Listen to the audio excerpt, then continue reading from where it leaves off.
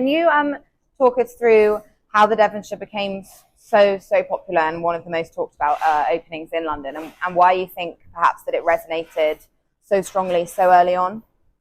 I mean, it's hard to say, isn't it? Really, we're inside it, but I think when Charlie and Osh came to me and explained what they wanted to build in London, and they were looking for a recipe originally, it became quite clear that the kind of the feeling that this pub would give people, from whether you're in for a pint and a sausage at the bar, or you're upstairs in a restaurant, was a lesson in simplicity, incredible produce, with these really sort of key features that really I think come through that people really connect to.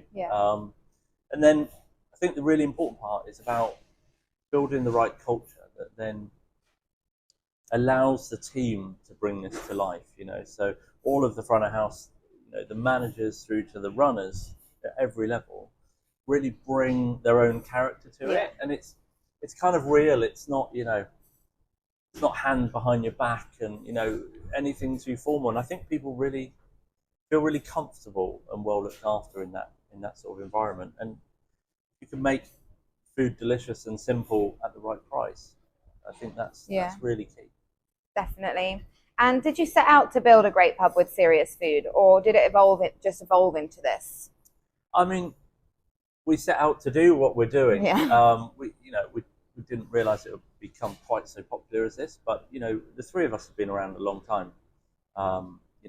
Charlie Carroll, Flatiron founder, foodie, amazing restaurateur, businessman, all-round great guy. Oshin, I call him Mr. Pub because he's the best in the business. Bread and butter. And I've been around a while in a slightly different sphere, but we had pubs in Bray. But I think if you put a diverse group of people that really get on together and bring something each from their own world really strongly and passionately, then I think you could be onto something. Or you are. Well, it's going well. And what did you feel was missing in the London pub scene when you opened? If I'm completely honest with you, I'm not. I wasn't a massive pub goer in London.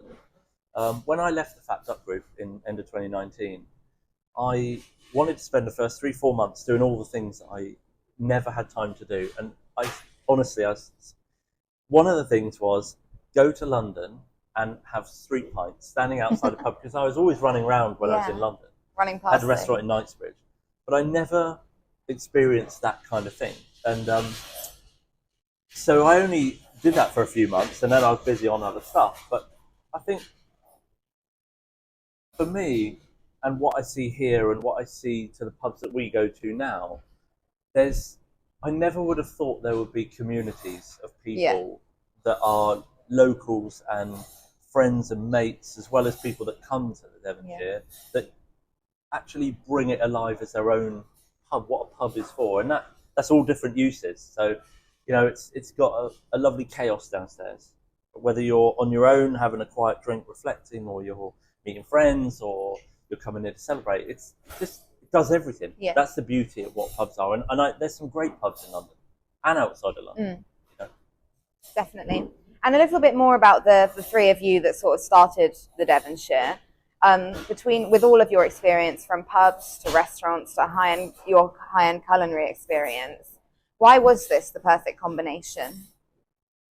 I mean, it's all subjective, isn't it? What's the perfect combination? I mean, we're really proud of what we do.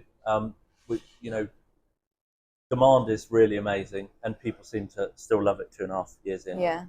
I think there's an honesty to it. The detail that we put into sourcing all the ingredients, the relationships that Charlie's built over many years with the abattoirs and farmers for our beef, which we'll show you downstairs. I think these things, the fishermen, the divers, the growers, all of those things maybe don't normally sit hand in hand with a place of such, scale. But in some areas, we've made things difficult for ourselves, but other areas, you go, well, it's what we want to do. And I think it's what we imagined it could be. And we set about trying to build it. And to be honest, we're still putting a lot of work in, still getting it to where we believe it can get to, and all the detail that we want to still achieve. And what do you think each of you three bring to the table? If you could say it in like 1 or 2 words, what would you say? Oh God, we laugh about it sometimes because I think Osh says, you know, my perfection side is a bit of a pain in the ass, but brilliant at the same time.